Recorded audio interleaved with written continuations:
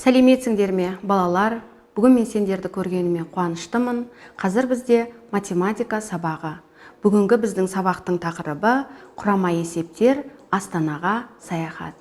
Бірақ балалар, бірден сендерге ескерте кетейін, Астана қаласы бұл бұрынғы атауы. Қазіргі біздің Астана қаласының қазіргі атауы қандай екенін білесіңдер ғой, иә? Дұрыс айтасыңдар. Ендеше қазіргі біздің елордамыз Астана қаласы емес, Нұр-Сұлтан қаласы. Бірақ оқулықта бұрынғы атауы бойынша Астанаға саяхат деп берілген. Ендеше бүгінгі сабағымызда осы өзіміздің Нұр-Сұлтан қаласына саяхатқа шығатын боламыз. Ал қанекей сабағымызды бастайық. Бүгінгі біздің сабағымыздың мақсаты екі амалдан тұратын есептерге талдау жасап, оларды шығаруды үйренеміз. Яғни балалар, бүгінгі сабақта біз құрама есептерді қайталаймыз. Өткен сабақтарда сендер құрама есептерді танысып, шығарып үйренгенсіңдер. Ендеше құрама есептің ережесін есімізге түсіріп көрейікші. Қалай еді? Дұрыс айтасыңдар. Екі амалдан немесе одан да көп амалдан тұратын есептерді біз құрама есептер деп айтатынбыз. Ендеше тапсырмаларды орындауға бірге бастайық. Бізде бірінші тапсырма беріліпті. Бұл жерде оқулықта есептерді шығарып, неше есе артық сұрағын пайдаланып, өз бетімізше есеп құрастыру беріліпті. Ендеше әдеттегідей есепті барлығымыз бірге шартын оқиық. Сырым Астананың 36 фотосуретін басып шығарды.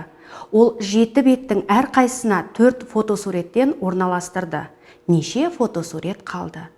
Яғни фотосуреттің не екенін білеміз ғой, балалар?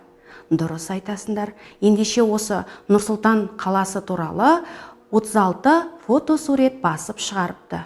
Демек бізде басып шығарған фотосурет белгілі. Енді осы фотосуреттерді әр қайсысына 4 фотосуреттен 7 бетке орналастырған, яғни орналастырған 4 фотосуреттен 7 бет бұл белгілі. Енді біз есептің сұрағына көңіл аударуымыз керек. Есепте не белгісіз? Бұл жерде бізде сұрағында неше фотосурет қалғанын сұрап тұр. Ендеше қазір көріп отырсыңдар, Нұр-Сұлтан қаласының фотосуреттері өздерінің көз алдыларында тұр. Олай болса, есептің шешімін ойланайық. Қандай есеп шығатынын, қандай амал қолданатынын ойланып көрейік. Бұл жерде қалғанын табу үшін алдымен орналастырған фотосуреттің санын тауып алуымыз керек. Әрине бұл жерде шешуі дейміз. Яғни 4 фотосуреттен 7 бетке орналастырған кезде әр қайсында деп тұрғандықтан 4 санын 7-ге көбейтеміз. Яғни 28 фотосуретті орналастырған. Бұл белгілі болды. Енді қалған фотосуретті табу үшін барлық фотосуреттен орналастырған фотосуретті азайтамыз. Бұны сендер біліп отырсыңдар. Енді біз қалған фотосуретті тауып алу үшін барлық 36 фотосуреттен орналастырған 28 фотосуретті азайтамыз. Сонда 8 фотосурет қалады екен. Ендеше біз әдеттегідей есептің жауабын жазамыз. Жауабын жазған кезде есептің сұрағына жауап беретіндей жазуымыз қажет. Ендеше 8 фотосурет қалды. Мінекей біз балалар есептің шешімін таптық. Жарайсыңдар балалар, бұл есепті біз оңай шешімін тауып шығарып қойдық. Енді біз келесі тапсырмаға көшейік. Бұл жерде де бізге есеп Астана деп беріліпті. Әрине, Астанадағы жаңа үйге 4 адамнан тұратын 6 отбасы және 3 адамнан тұратын 7 отбасы қоныстанды. Барлығы неше адам қоныстанды? Яғни Нұр-Сұлтан жаңадан орналасқан, жаңадан көтеріліп келе жатқан қала болғаннан кейін, ол қалаға көптеп адамдар барып көшіп орналасты. Солай емес пе? Ендеше есебіміз осы туралы екен.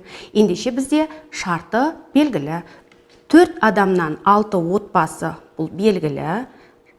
Екінші, 3 адамнан 7 отбасы қоныстанған, ал бізде бұл жерде есептің сұрағында барлығын сұрап тұр.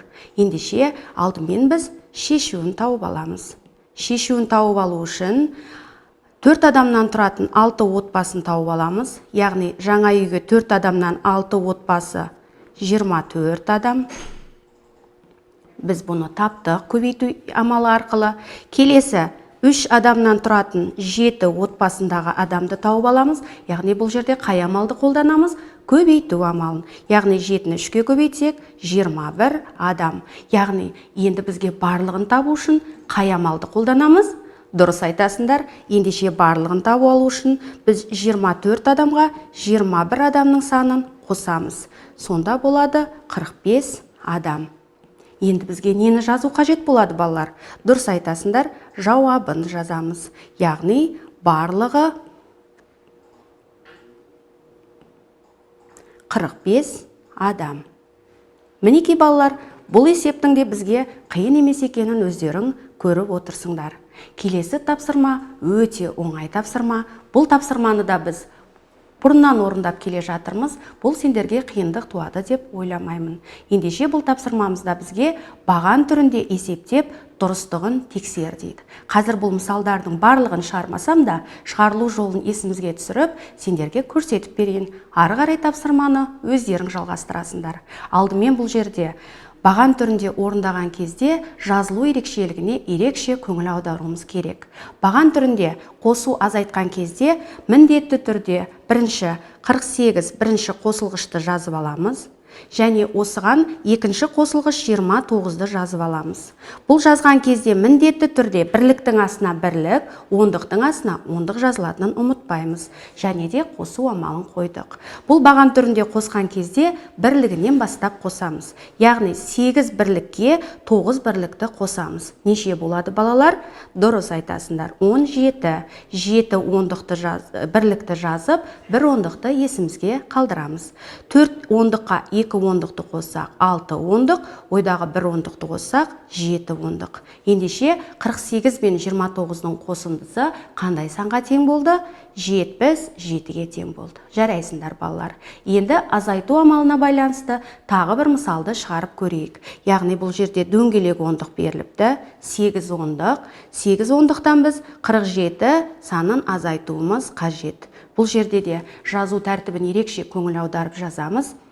Енді ойланайық, балалар. 0 санынан 7 санын азайта аламыз ба? Әрине жоқ. 0 санынан 7 санын ала алмаймыз. Сондықтан 8 ондықтың 1 ондығын бірлікке береміз. Яғни бұл жерде 10 деген бар. 10-нан 7-ні алсақ 3 болады. Яғни біз 8 ондықтың 1 ондығын бергендіктен бұл жерде 7 ондық қалды. Біз міндетті түрде ұмытпас үшін үстіне нүкте қойып қоямыз. 7 ондықтан 4 ондықты азайтсақ 3 ондық болады. Мінекей, балалар, біз баған түрінде есептеп азайту мен қосуды есімізге түсірдік. Ары қарайғы мысалдарды сендер өз беттеріңше шығара алатындарыңа сенемін. Келесі біздің тапсырма өздеріңмен бірге ойланып отырып шығаратын тапсырма екен. Әрине бұл жерде сұлба берілген, сұлба бойынша өрнектер құрастырып, олардың мәнін табамыз. Ал қанекей, сұлбаға көңілімізді аударайық. Бұл жерде 4 пен 8-ді көбейтіп, бос клеткаға жазуымыз қажет. Сонда бізге 90-нан қандай санды азайту белгілі болады. Және де екінші өрнек 45 пен 9-дың бөліндісін табуымыз керек. Сонда 90 және одан шығатын 4 пен 8-дің көбейтіндісін азайтамыз. Және 45 пен 9-дың бөліндісін қосуымыз қажет. Ендеше бірінші қадамымыз 4 пен 8-ді көбейтіп аламыз. Ойланып көрейікші, балалар, 4 пен 8-дің көбейтіндісі қандай санға тең болады? Оны сендер білесіңдер. Әрине 32. Дұрыс айтасыңдар, балалар. Енді 45-ке 9-ды бөлейік. 45 пен 9-дың бөліндісі нешеге тең? Әрине 5. Мінекей, балалар, біз бұлардың барлығын жазып қойдық. Енді 90-нан 32-ні азайтуымыз керек. Алдымен 10-нан 2-ні азайтамыз 8.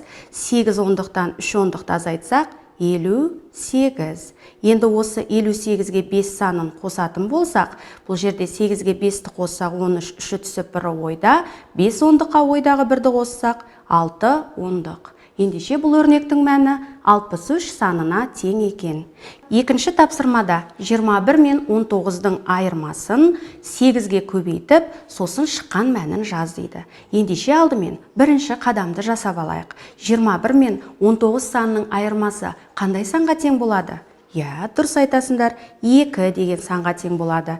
Енді ойланып қарайық. 2 мен 8-дің көбейтіндісі қандай санға тең болады? Я, дұрыс айтасыңдар, 16 санына тең болады. Енді біз 16 мен 57 санының қосындысын табуымыз керек. Бұл жерде ауызша есептесек, бірлікке бірлікті қосамыз, 6 бірлікке 7 бірлікті қоссақ 13 болады. 1 ондыққа 5 ондықты қоссақ 6, ойдағымен 7 ондық. Яғни бұл өрнектің мәні 73-ке тең екен. Келесі тапсырма мүлде оңай, өздеріңде шығарып қойған боларсыңдар. Ойланып көрейік, 8 бен 5-тің көбейтіндісін жазамыз. 8 бен 5-тің көбейтіндісі қандай санға тең болады балалар? Ойланып көрейік, бұл 40 деген сан. Яғни бізде келесі қадам 85 санынан 40 санының айырмасын табуымыз керек. Ендеше ауызша есептеп көрейік. Бірліктен бірлікті азайтамыз. 5 бірліктен 0 бірлікті азайтсақ 5 болады. 8 ондықтан 4 ондықты азайтсақ 4 болады. Ендеше бұл өрнектің мәні қанша болды балалар? 45. Менімен бірге есептеп отырған болсаңдар, бұл тапсырмада сендерге оңай екенін мінекей көріп отырсыңдар. Жарайсыңдар балалар. Бұл тапсырма үшін сендерге үлкен алғысымды білдіремін. Балалар, бүгінгі тапсырманың барлығында ешбір қиналмай менімен бірге болғандарың үшін рахмет айтамын. Сау болыңдар.